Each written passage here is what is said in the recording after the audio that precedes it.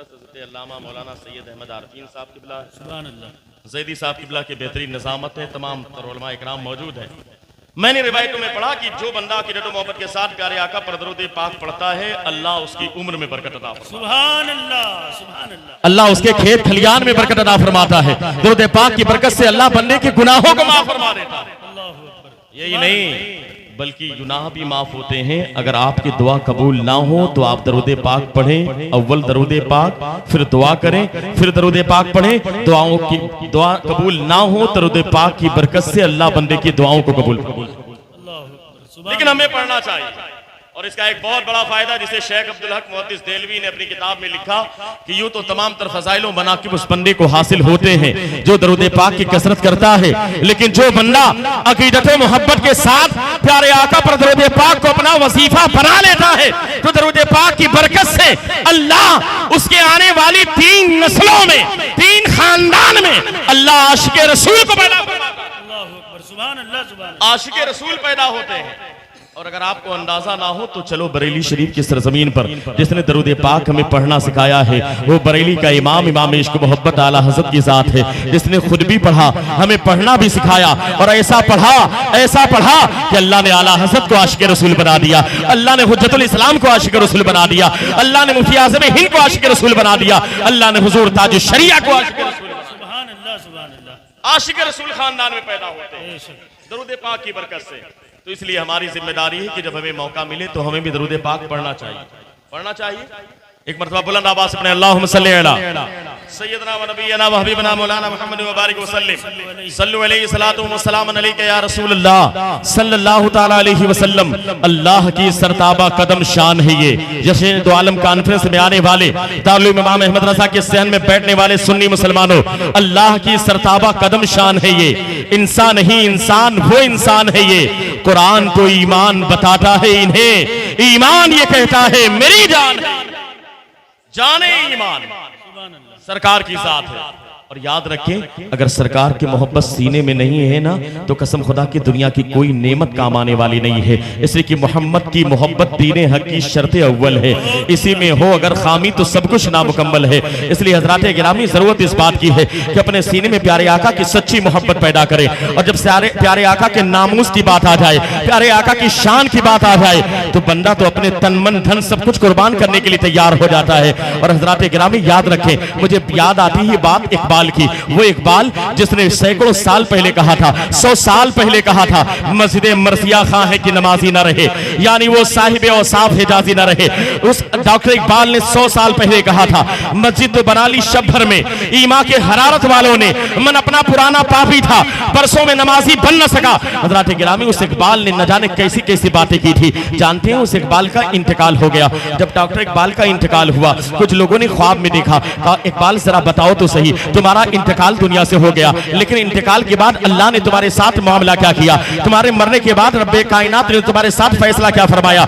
सुनो उस मर्द कैलेंडर की बात, सुनो उस डॉक्टर इकबाल की बात कि मरने के बाद इंतकाल के बाद लोगों ने ख्वाब में देखा, कहा इकबाल जरा बताओ तो सही, न जाने कितने अशार तुमने लिखे थे। आज देखो दारुल इमाम अहमद रज़ा की लाइब्रेरी के अंदर तुम्हें कुल्लियात इकबाल की नाम की किताब मिल जाएगी। न जाने कितने हजार अशार आपने लिखे हैं, न जाने कितने नात के अशार आपने लिखे हैं, न जाने कितने मनकबत के अशार आपने लिखे हैं। लेकिन जब इंतकाल हुआ ना डॉक्टर इकबाल से लोगों ने सवाल किया, इकबाल जरा बताओ तो सही अल्लाह ने तुम्हारी कौन सी अदा पसंद फरमाई, आखिर तुम्हारे साथ मामला क्या हुआ।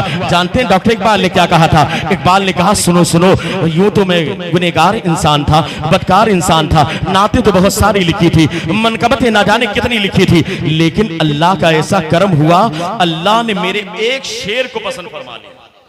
सुभान अल्लाह। पहले स्टेज की तवज्जो चाहता, क्या कहने, अल्लाह ने मेरे एक शेर को पसंद फरमा लिया और उसी एक शेर की बुनियाद पर अल्लाह ने मेरे गुनाहों को माफ फरमा दिया। एक शेर की बुनियाद पर। इसलिए कि अल्लाह जब कर्म करने पर आता है कौन सी अदा कबूल फरमा ले ये उसके कर्म की बात है। अल्लाह किस अदा को पसंद फरमा ले जिसकी बुनियाद पर बंदे की बख्शिश हो जाए ये रब्बे करीम बेहतर जानता है। लोगों ने सवाल किया डॉक्टर इकबाल जरा बताइए तो सही आखिर वो शेर कौन सा है जिसकी बुनियाद पर आपको कामयाबी मिल गई, जिसकी बुनियाद पर अल्लाह ने आपकी मगफिरत फरमा दी, जिसकी बुनियाद पर अल्लाह ने आपके गुनाहों को माफ फरमा दिया, जिसकी बुनियाद पर आपका बिगड़ा हुआ नसीबा संवर गया, जिसकी बुनियाद पर आपकी बिगड़ी हुई तकदीर संवर गई। जब लोगों ने इकबाल से सवाल किया तो डॉक्टर इकबाल ने जो जवाब दिया था, कहा लोगों सुनो, नाते तो बहुत सारी लिखी थी, लेकिन एक शेर जिसे अल्लाह ने कबूल फरमा लिया, अल्लाह ने पसंद फरमा लिया, वो शेर जिसकी बुनियाद पर अल्लाह ने मेरे नसीबे को संवार दिया, जिसकी बुनियाद पर अल्लाह ने मेरी बिगड़ी हुई तकदीर को संवार दिया। सुनो सुनो, वो शेर ये है कि मोहम्मद से वफा तूने तो हम तेरे हैं, ये जहां चीज है क्या लोहो कलम तेरे। नारे तकबीर, नारे रिसालत, सरकारे दो आलम कॉन्फ्रेंस हजरत अल्लामा मुफ्ती शहनवाज अहमद साहब क़िबला अज़हरी, नारे तकबीर, दारुल उलूम इमाम अहमद रजा। और यही दारुल इमाम अहमद रजा का पैगाम भी है, यही इमाम इश्क मोहब्बत का पैगाम है, यही मसलक आला हज़रत का पैगाम है, यही अहले सुन्नत वल जमात के उलमा का पैगाम है कि मोहम्मद से वफा तूने तो हम तेरे हैं, ये जहां चीज है क्या लोहो कलम तेरे हैं। इसलिए कि सरकार के नामूस की बात आ जाएगी तो कोई भी सुन्नी खामोश नहीं बैठेगा। हज़रात गिरामी याद रखना, इसलिए कि सरकार की इज्जत से बढ़कर के हमारी जिंदगी नहीं है। हमारे पीर मुर्शिद हुजूर ताज शरिया ने कहा था, जिंदगी ये नहीं है किसी के लिए, जिंदगी है नबी की, नबी के लिए। ना समझ मरते हैं जिंदगी के लिए, जीना मरना है सब कुछ नबी के लिए। नारे तकबीर, अरे सब लोग बोलिए, आप लोग चुप का रोजा रखते हो। नारे तकबीर, नारे रिसालत, फैजाने सरकारे कलंदर मसलके आला हजरत, नारे तकबीर। आप यहाँ पर अगर बैठ करके बोलेंगे ना, कसम खुदा कि मैं तो सिर्फ इतना कहता हूँ, वो लोग बोला करें जिन्हें ये पता हो, ये महसूस हो कि मेरे नामे अमाल में नेकियां कम है। सुभान अल्लाह, सच है। जिन्हें लगे कि हमारे अकाउंट में नेकियां कम है उसे बोलना चाहिए, और जिसके अकाउंट में नेकियां भर चुकी हैं उसे बोलने की जरूरत नहीं। वो चुप ही रहे तो बेहतर है। इसलिए कि जिसे लगे कि हाँ नेकियां कम है तो सुभान अल्लाह कहेगा तो उसके नामे अमाल में लाल नेकियां अता फरमाए। और याद रखिए, कसम खुदा की शान बड़ी निराली है, बड़ी तेजी के साथ। वो जाहिल लोग हैं ना जो एतराज करते हैं 12-12 मिला के होते, हम उनकी बात ही नहीं करते, इसलिए कि उनका तो मामला फिरना है। और जो तेरे दर से यार फिरते हैं, जो तेरे दर से यार फिरते हैं, जो तेरे दर से यार फिरते हैं, दर बदर यूं ही खार फिरते हैं, उनका तो मुकद्दर फिरना है। लेकिन हम तो अहले सुन्नत वल जमात के लोग हैं, और हम तो जब यहाँ से पढ़ते हैं ना, जाहिल इतराज करता है तुम सलाम पढ़ते हो, प्यारे आका मदीने से सुनते हैं कि नहीं सुनते।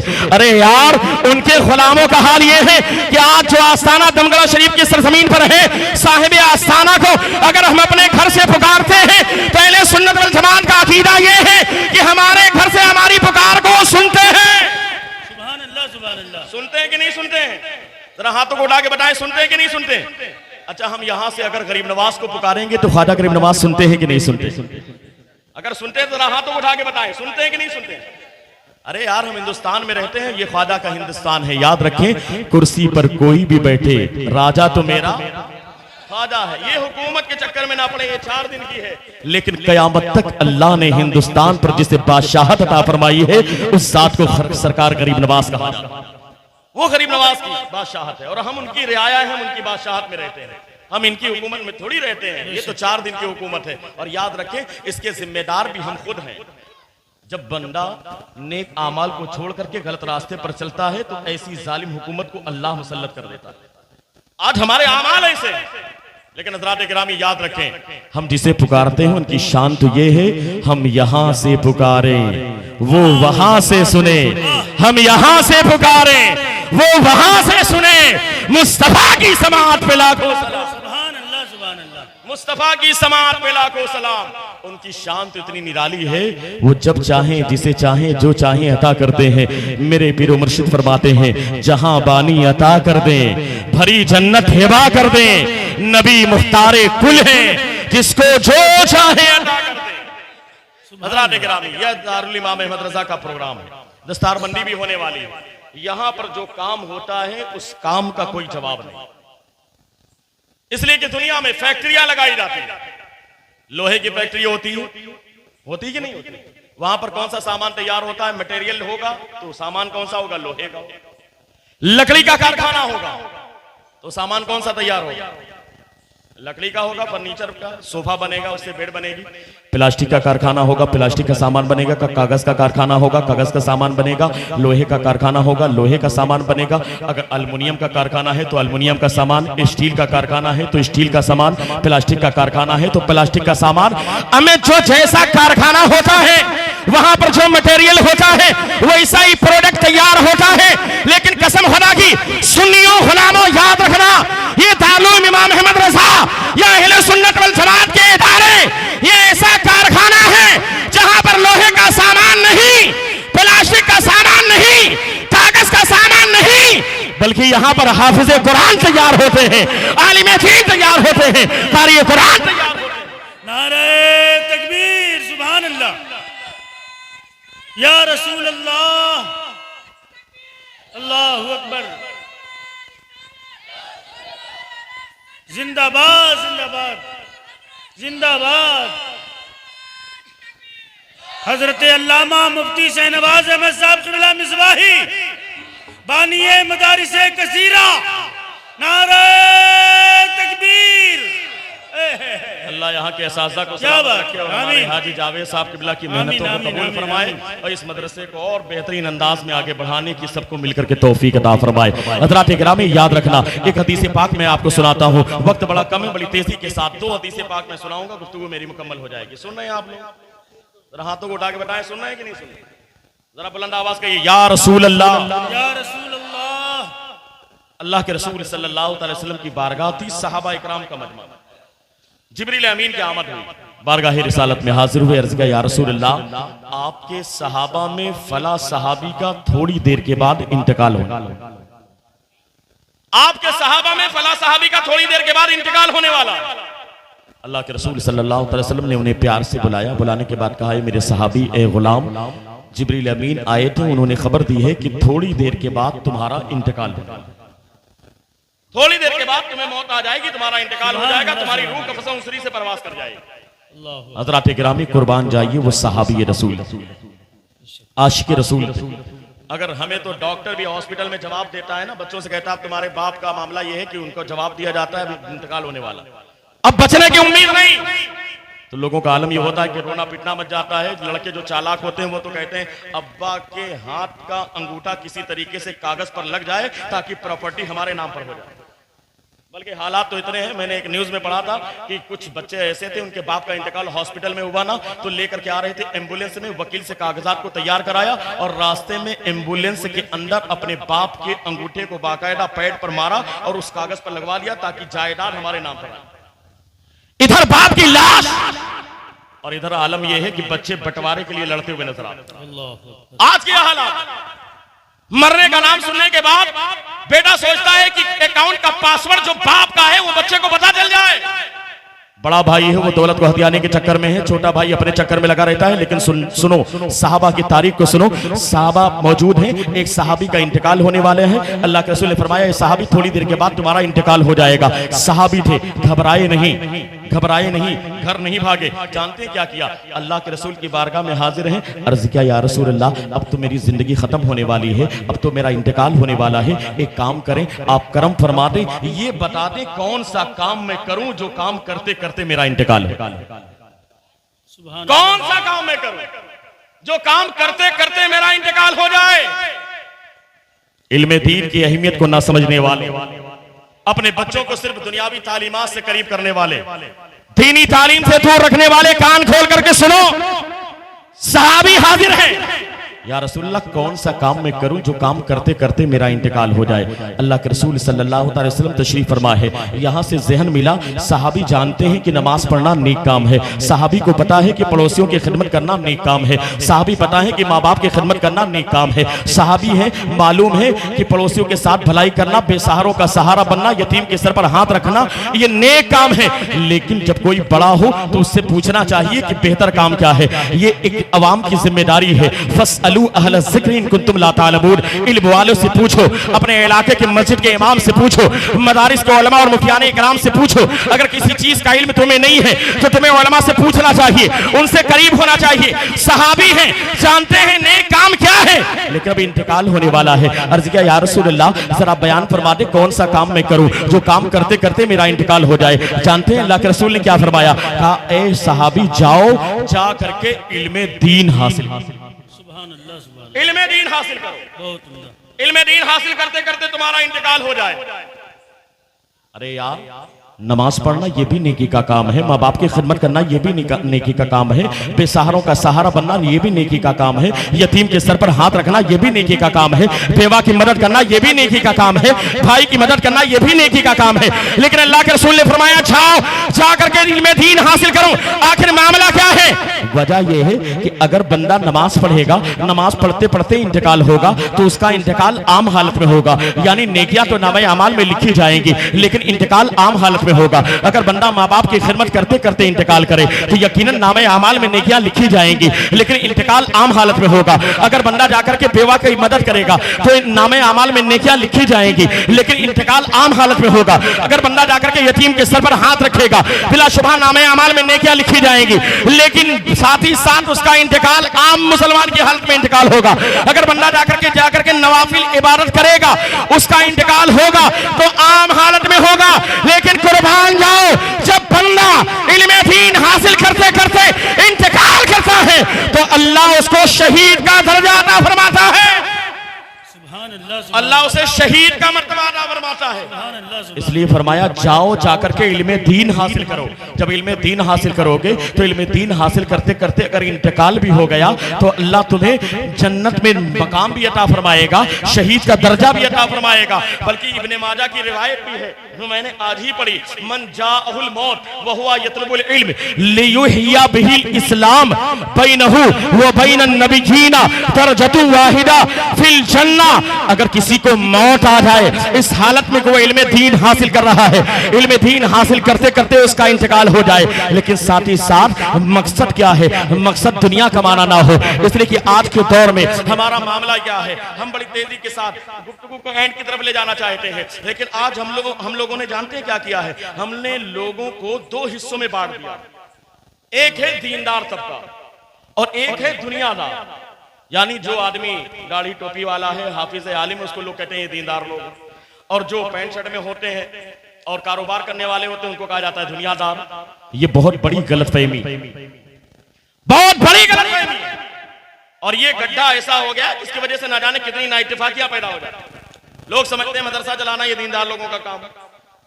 कोई भी मसला आ जाए, नामुस रिसालत का मसला है तो उलमाए कराम आगे बढ़े, कोई भी मामला मुआशरे में बुराई फैली है तो उलमाए कराम आगे बढ़े।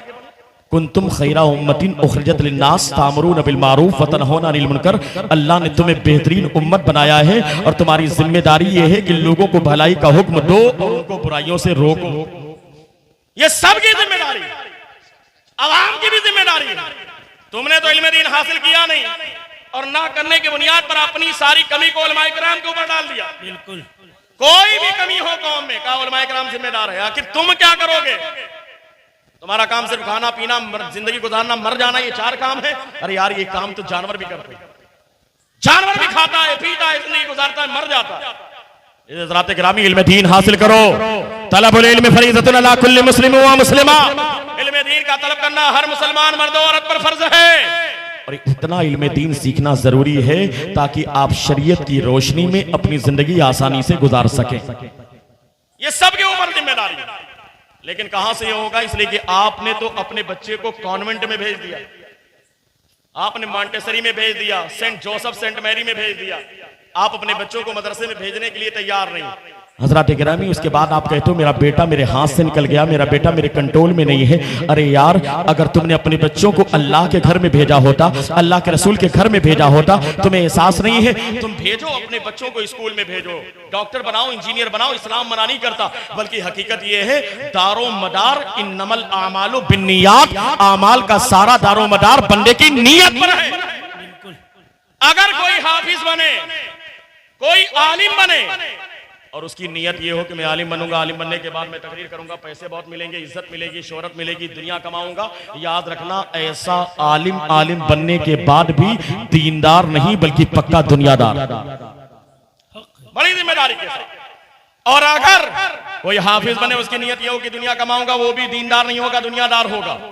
लेकिन अगर कोई डॉक्टर बने, शरीयत का पाबंद हो, इस्लामी अंदाज में उसकी शक्ल हो, चेहरे पर सुन्नत भी हो, शरीयत का पाबंद हो, अकीदा दुरुस्त हो, और उसके बाद उसकी नीयत ये हो कि डॉक्टर बनने के बाद मैं खिदमत खल्क करूंगा, लोगों के साथ भलाई करूंगा, तो ऐसा डॉक्टर दुनियादार नहीं बल्कि दीनदार, सुभान अल्लाह, सुभान अल्लाह, दीनदार है वो। अगर कोई लॉयर बने, लॉ पढ़े, LLB करे, नियत ये होगी वकील बनने के बाद मजलूम को मैं मजलूम साबित करूंगा, जालिम को जालिम साबित करूंगा, मेरे भाई जो नाहक जेल में डाल दिए गए उन्हें आजाद कराने की कोशिश करूंगा। अगर वो शरीयत का पाबंद है, अकीदा दुरुस्त है, तो ऐसा वकील, ऐसा लॉयर ये दुनियादार नहीं बल्कि दीनदार है, दीनदार है वो। ये तो हमने गैप पैदा कर दिया है कि दुनियादार दीनदार नहीं, दारो मदार नियत पर है। अगर आपकी नियत अल्लाह उसके रसूल की रजा की है तो आप दीनदार होंगे, और अगर दुनिया कमाने की नियत है तो आप दुनियादार होंगे। हज़रात गिरामी, बड़ी तेजी के साथ तवज्जो चाहता हो, लेकिन हमें एहसास नहीं होता। हम अपने बच्चों को स्कूल भेजने के लिए तैयार होते हैं, अरे यार तुम स्कूल भेजते हो, मैं मना नहीं करता, तुम आप अपने बच्चों को स्कूल भेजो, लेकिन जब सुबह उठ जाते हो ना तो एक काम किया करो, सुबह उठ गए हो, अपने बच्चों को स्कूल भेजने के लिए तुमने बाइक भी स्टार्ट कर दी है, या तुम बाहर चौराहे पर जाकर के स्कूल की बस पर बिठाते हो। अरे यार सुबह का वक्त होता है, फजर का टाइम होता है, जब तुम उठ गए हो, तुम चाहते हो कि तुम्हारा बेटा कामयाब हो, तुम भी कामयाब हो। सुबह उठने के बाद अपने बच्चों को तो तैयार कराओ, लेकिन पहले अपने मोहल्ले की मस्जिद में जाओ, जाने के बाद फजर की नमाज को अदा करो, अल्लाह की बारगाह में सर को झुकाओ, उसके बाद वापस आओ, वापस आने के बाद अपने बच्चों को स्कूल लेकर के जाओ। अगर तुम्हारा अंदाज ये होगा, तुम्हारा बेटा कामयाब भी हो जाएगा और तुम्हारे काम बिजनेस में कामयाबी भी मिलेगी। नारे तकबीर, नारे रिसालत, सरकारे दो आलम कॉन्फ्रेंस, दारुल उलूम इमाम अहमद रजा, हजरत अल्लामा मुफ्ती शहनवाज अहमद साहब क़िबला मिसबाही, नारे तकबीर। लेकिन अगर तुमने अपने बच्चों को दीन से करीब ना किया, इस्लाम से करीब ना किया, तो याद रखना इसका खसारा तुम्हें भुगतना पड़ेगा। बड़ी तेजी के साथ, मन जाहुल मौत व हुवा यतलबुल इल्म लियुहिया बिहिल इस्लाम बैनहु व बैनन नबिय्यिना दरजतुन वाहिदा फिल जन्नह। अगर कोई इल्म दीन हासिल करते करते इंतकाल कर जाए, उसे मौत आ जाए, अभी वो हाफिज बना नहीं मुकम्मल, अभी वो आलिम बना नहीं, आलिम बनने से पहले 4 साल पढ़ा था, 3 साल पढ़ा था, इंतकाल हो गया, लेकिन फायदा क्या है? उसकी नीयत ये थी कि मैं पढ़ने के बाद, इल्म दीन हासिल करने के बाद कौम की इस्लाह करूंगा, मैं मसलक आला हज़रत का काम करूंगा, मैं सुन्नियत का काम करूंगा, मैं सुन्नत सरकार की आम करूंगा, मैं नेक बातें लोगों को बताऊंगा, बुराइयों से उन्हें दूर करूंगा। अगर इस नीयत के साथ वो इल्म दीन हासिल कर रहा था, अभी आलिम बना नहीं, उसका इंतकाल हो गया, तो उसके दरमियान और नबियों के दर्जे के दरमियान, नबियों के मर्तबे के दरमियान जन्नत में सिर्फ 1 दर्जे का फर्क होगा, यानी नबियों के बाद 1 दर्जा नीचे उन तमाम तालिब इल्मों को जगह मिलेगी जो दुनिया में इल्म दीन इसलिए हासिल करते थे ताकि दीन की खिदमत करें। हजरत गिरामी, ये बहुत बड़ी दौलत है, जिसे हासिल हो जाए वो कामयाब हो जाता है। इसलिए आप अपने बच्चों को इल्म दीन से करीब करें, आप अपने बच्चों को शरीयत की तालीमात से करीब करें, आप अपने बच्चों को इस्लामी तालीमात से करीब करें। और याद रखना, अगर तुमने अपने बच्चों को दीन से करीब ना किया, अपने बच्चों को इस्लामी तालीमात से करीब ना किया, अपने बच्चों को शरीयत की तालीमात से करीब ना किया, अपने बच्चों को तुमने जरूरियात दीन की बात ना बताई, अपने बच्चों को अकायदे अहले सुन्नत वल जमात और उसके नजरियात से करीब ना किया, तो सुनो सुनो, मैदान महशर में बड़ी परेशानी होगी। जो लोग बाप है ना, कहते हैं मैं तो बाप हूं, मेरे 2 बच्चे हैं, एक बच्चा डॉक्टरी पढ़ रहा है, एक बच्चा इंजीनियरिंग कर रहा है, बहुत अच्छी बात है, डॉक्टर इंजीनियर बनाना इसमें कोई मुजायका, कोई खराबी नहीं, लेकिन अगर सिर्फ डॉक्टर बना, इंजीनियर बना, तुम्हारे बेटे ने कुरान पढ़ना नहीं सीखाना, तो कसम खुदा कि डॉक्टर बनना उसका बेकार है, इंजीनियर बनना बेकार है। इसलिए कि याद रखना, खैरुकुम मन तअल्लमल कुरान व अल्लमा, तुम में सबसे बेहतरीन इंसान वो इंसान है जो खुद कुरान सीखे और दूसरों को कुरान पढ़ना सिखाए। इसलिए अपने बच्चों को कुरान पढ़ाइए। अगर तुमने अपने बच्चों को कुरान से करीब ना किया, इस्लामी तालीमात से करीब ना किया, शरीयत की तालीमात से करीब ना किया, बड़ी तेजी के साथ बस एक हदीस पाक सुनाता हूं, मेरी गुफ्तगू मुकम्मल हो जाएगी। सुनो सुनो, एक ना एक दिन तो मर के दुनिया से चले जाना है, और जब मर करके दुनिया से बंदा जाएगा ना, अगर नामे अमाल में नेकियां नहीं होगी, अल्लाह के रसूल सल्लल्लाहु अलैहि वसल्लम ने हदीस पाक में इरशाद फरमाया, जब बंदे के नामे अमाल में नेकियां नहीं होती, नमाजों की दौलत नहीं होती, रोजों की दौलत नहीं होती, हज और ज़कात की दौलत नहीं होती, जब बंदे के नामे अमाल में नेकियां नहीं होती, ऐसा बंदा जब कब्र में उतारा जाता है तो अल्लाह ऐसे बंदों पर एक ऐसा अज़्दहा, एक ऐसा सांप मुसल्लत फरमा देता है, अगर वो एक फूंक मार दे तो सारी दुनिया के लोग हलाक हो जाएं, सारी दुनिया के लोग मर जाएं। ऐसा खतरनाक वो अज़्दहा होगा जो अल्लाह कब्र में दाखिल करेगा। लेकिन हज़रात गिरामी, हमें तो एहसास नहीं होता, इसलिए कि हमारा एहसास तो मर गया है, हमें तो पता भी नहीं चलता, हमारा एहसास मर चुका है। आज दुनियावी माहौल में इस तरीके से हम रंग चुके हैं, हमें तो एहसास भी नहीं होता। हम सोचते हैं फिलिस्तीन की वादियों में ऐसे मामलात हो रहे हैं, हमारे यहाँ थोड़ी हो रहे हैं। अरे यार, आज वो नजारा हिंदुस्तान की सरजमीन पर आपकी निगाहों के सामने है। आज हुकूमत किस तरीके से जुल्म करने के लिए और बर्बरियत के पहाड़ तोड़ने के लिए तैयार है, आपको पता नहीं है यार। कोई हमारा साथ देने के लिए तैयार नहीं है। सिर्फ अगर कोई साथ काम आने वाली है तो अल्लाह की साथ है, अल्लाह के रसूल की साथ है। और मुसलमान हर दौर में किसी प्रशासन पर नहीं, किसी हुकूमत पर नहीं, अगर वो भरोसा करता है तो मदीने की हुकूमत पर भरोसा करता है, वो अल्लाह की साथ पे भरोसा करता है, वो अल्लाह के रसूल की साथ पर भरोसा करता है। हज़रात गिरामी, बहराइच के वाक़यात आपकी निगाहों के सामने है, इसलिए जरूरत इस बात की है कि आप अपने अंदर एकता पैदा करें, आप अपने अंदर यूनिटी पैदा करें, आप अपने अंदर इत्तेहाद पैदा करें, आप दीन से अपने आप को करीब करें। न संभलोगे तो मिट जाओगे। ऐ हिंदी मुसलमानों, तुम्हारी दास्तां तक न होगी बाकी दास्तानों में। आज किस तरीके से जगह जगह पर फसाद हो रहे हैं हज़रात गिरामी, लेकिन हमारे सर पर जो भी नहीं देखती। वजह क्या है? आज हमारी बच्चियां इर्तिदाद का शिकार होती हैं, गैरों के साथ चली जाती है। वजह क्या है? कि बच्चियों के पास दीन नहीं है। आज बच्चे इर्तिदाद का शिकार होते हैं, वजह क्या है? कि उनके पास दीन नहीं है।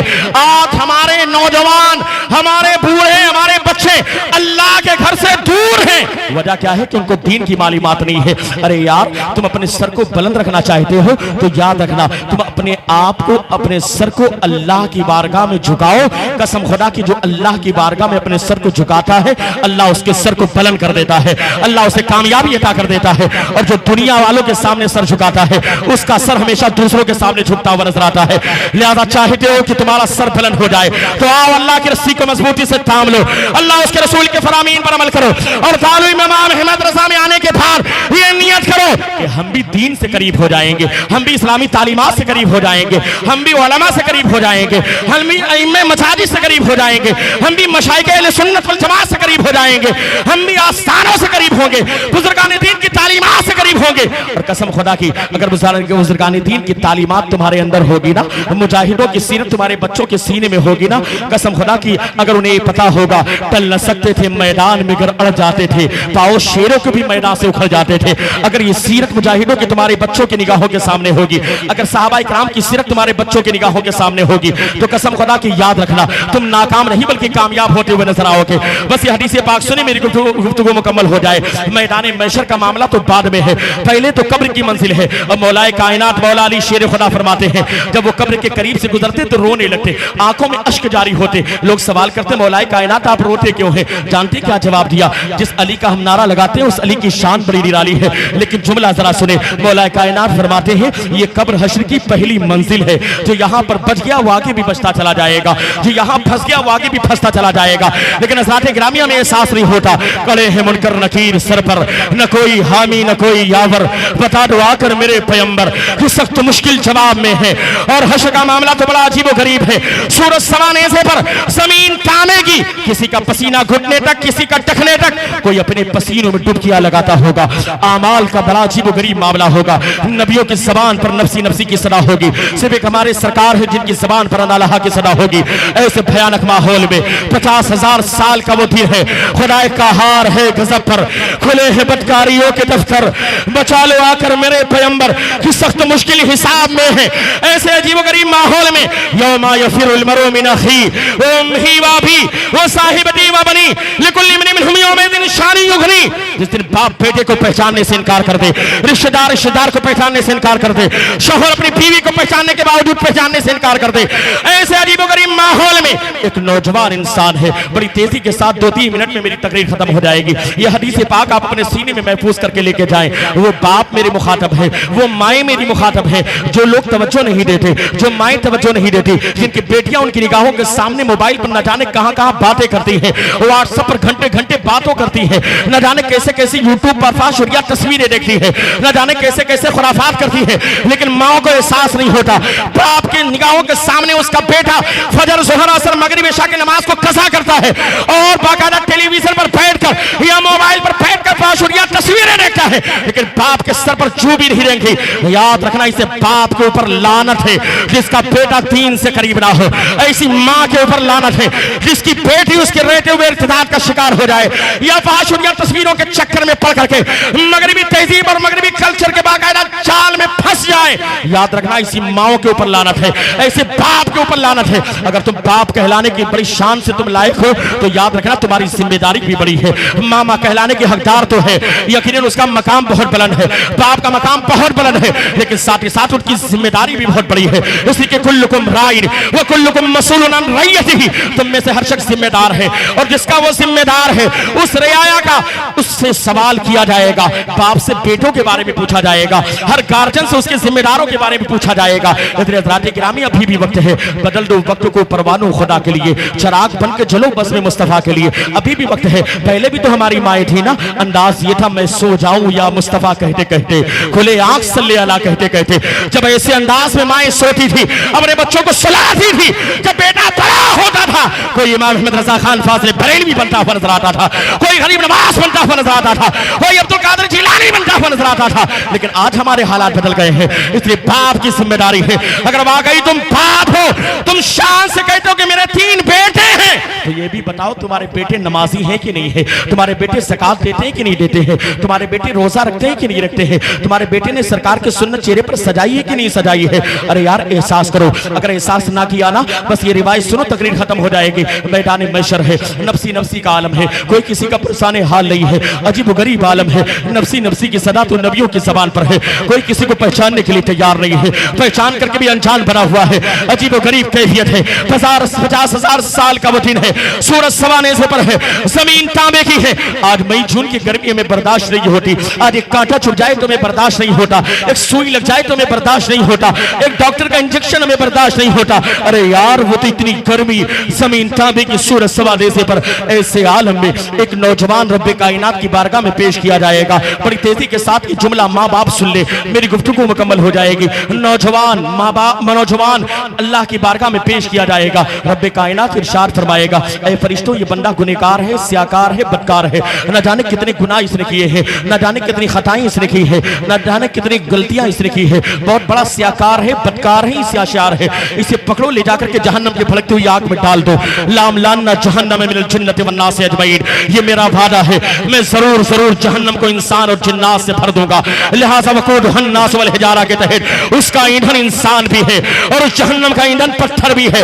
लिहाजा इस नौजवान को डाल करके जहन्नम के भड़कती हुई आग में डाल दिया जाए, फरिश्ते आकर के उस नौजवान को पकड़ेंगे और जब जहन्नम की जानिब ले जाने का इरादा करेंगे, नौजवान तड़प जाएगा। तड़पने के बाद रब्बे कायनात की बारगाह में फरिश्तों के वसीले से अर्ज करेगा। तवज्जो के साथ ये आखिरी हदीस पाक, आखिरी जुमला सुन ले, कान खोल करके माँ बाप सुने, जो अपने बच्चों को दीन से करीब नहीं करते, जो अपने बच्चों के सीनों में उलमा की मोहब्बत पैदा नहीं करते, जो अपने बच्चों में बाकायदा दीन की मोहब्बत पैदा नहीं करते, सरकार का इश्क पैदा नहीं करते, और या इकराम की मोहब्बत पैदा नहीं करते, मस्जिद और मदरसे से अपने बच्चों को करीब नहीं करते, इस्लामी तालीमात से अपने बच्चों को करीब नहीं करते, ऐसे माँ बाप कान खोल करके सुने, मैदान महशर है, नफसी नफसी का आलम है, नौजवान को फरिश्ते आकर के पकड़ेंगे। ऐ नौजवान, अल्लाह ने ऑर्डर दिया है तुझे जहन्नम की भड़कती हुई आग में डाल दिया जाएगा, इसलिए कि तू गुनहगार है, स्याकार है, बदकार है, तू बहुत बड़ा मुजरिम है, न जाने कितनी गलतियां तूने की है, न जाने कितनी खताएं तूने की है, तूने रातों दिन गुनाहों में रहकर के जिंदगी गुजारी है। लिहाजा अल्लाह का ऑर्डर, अल्लाह का हुक्म है कि तुझे जहन्नम की भड़कती हुई आग में डाल दिया जाए। हज़रात गिरामी, फरिश्ते आकर के उसे पकड़ेंगे, जब उसे पकड़ेंगे ना, नौजवान तड़प जाएगा। तड़पने के बाद फरिश्तों के वसीले से रब्बे कायनात की बारगाह में रीज़ा पेश करेगा, अर्ज करेगा, रब्बे कायनात की बारगाह में अरीज़ा पेश करो, मैं गुनहगार हूँ, सियाकार हूँ, बदकार हूँ, बड़ा सियाशार हूँ, लेकिन मेरी यही ख्वाहिश है कि थोड़ी देर के लिए मुझे मौका मिल जाए, थोड़ी देर का मुझे वक्फा मिल जाए, उसके बाद मैं खुद जहन्नम में जाने के लिए तैयार हूँ। मुझे इस बात का इतराफ है कि मैं बहुत बड़ा गुनहगार हूँ, मुझे इस बात का इतराफ है कि मैं बहुत बड़ा मुजरिम हूँ, मुझे इस बात का इतराफ है कि मैं सियाकार हूँ, बदकार हूँ, सियाशार हूँ, लेकिन मैं जहन्नम में जाने के लिए खुद भी तैयार हूँ। वह थोड़ी देर के लिए मुझे वक्फा और मोहलत मिल जाए। फरिश्ते रब्बे कायनात की बारगाह में हाजिर हो गए। पालनहार परवरदिगार रब्बुल आलमीन, जिस बंदे के बारे में तूने हुक्म दिया है, नौजवान के बारे में तूने हुक्म दिया है कि उसे जहन्नम के भड़कते हुए आग में डाल दिया जाए, आज वो नौजवान तड़प करके तेरी बारगाह में रिज़ा पेश कर रहा है। ऐ पालनहार परवरदिगार, थोड़ी देर का वक्फा दे दिया जाए, थोड़ी देर की मोहलत दे दी जाए, थोड़ी देर का वक्त दे दिया जाए, उसके बाद ये बंदा जहन्नम में जाने के लिए खुद तैयार है। रब्बे कायनात की रहमत में जोश पैदा होगा। रब्बे कायनात इरशाद फरमाएगा, ठीक है फरिश्तों, इसे जहन्नम में जाना है, लेकिन जहन्नम में जाने से पहले थोड़ी देर के लिए मोहलत दी जाती है, उसके बाद जहन्नम की भड़कती हुई आग में इसे डाल दिया जाएगा। हाँ हाँ, ये जहन्नम की आग में जाने के लिए तैयार है। फरिश्ते आकर के उसे खुशखबरी देंगे, ऐ नौजवान, अल्लाह ने तेरी रिक्वेस्ट को कबूल कर लिया है, अल्लाह ने तेरी फरियाद को तस्लीम कर लिया है, अल्लाह के दरियाए करम में जोश पैदा हुआ और अल्लाह ने तेरी फरियाद को सुन लिया है। थोड़ी देर के बाद तू जहन्नम में जाने के लिए तैयार हो जाना। बाकायदा फरिश्ते कहेंगे, वो नौजवान अर्ज करेगा, हाँ हाँ फरिश्तों, ठीक है, ये मेरा वादा है, मैं थोड़ी देर के बाद जहन्नम में जाने के लिए तैयार हूँ, इसलिए कि मुझे इस बात का इतराफ है कि मैं बहुत बड़ा मुजरिम हूँ, मुझे इस बात का इतराफ है कि मैं गुनहगार हूँ, सियाकार हूँ, बदकार हूँ, मैं बहुत बड़ा सियाशार हूँ। मैंने रातों दिन गुनाहों में रहकर के जिंदगी गुजारी है, गुनाहों में मुलविस रहकर के सर से लेकर पांव तक में गुनाहों में मुलविस रहा हूँ और मैं जहन्नम में जाने के लिए तैयार हूँ, लेकिन थोड़ी देर की मुझे मोहलत दरकार थी, मुझे मोहलत मिल गई है। अब वो बंदा नौजवान बाकायदा मैदान महशर में कभी दाईं जानिब जाएगा, कभी बाईं जानिब जाएगा, कभी आगे कभी पीछे जाएगा। तवज्जो के साथ आखिरी जुमला सुनना, जो माँ बाप है ना, उन्हें एहसास नहीं होता, उनके बेटे बाकायदा यूट्यूब पर फाहशुरिया तस्वीरें देखे, फेसबुक पर ना जाने क्या क्या उर्या तस्वीरें देखे, व्हाट्सएप पर ना जाने किससे किससे बात करें, पूरी पूरी रात मोबाइल में मस्त रहे, लेकिन बाप के सर पर जू ना रहेंगे, ऐसे बाप के ऊपर लानत है, ऐसे बाप को बाप कहलाने का हक नहीं है। इसलिए कि अल्लाह के रसूल ने फरमाया, अगर तुम अपने बच्चों को सिखाओ तो सबसे पहले अदब सिखाओ, दीन सिखाओ, कुरान पढ़ना सिखाओ। तुम्हारे बेटे और बेटी 7 साल के हो जाएं तो उन्हें अल्लाह के घर से यानी नमाज से करीब करो, अगर 10 साल के हो जाएं तो मार करके नमाज पढ़ाओ, अगर वो बालिग और बालिगा हो जाएं तो नमाज उनके लिए माफ नहीं है, सिखाना माँ बाप की जिम्मेदारी है। ये दारुल इमाम अहमद रजा बाद में है, ये मदरसे बाद में है, ये उलमा बाद में है।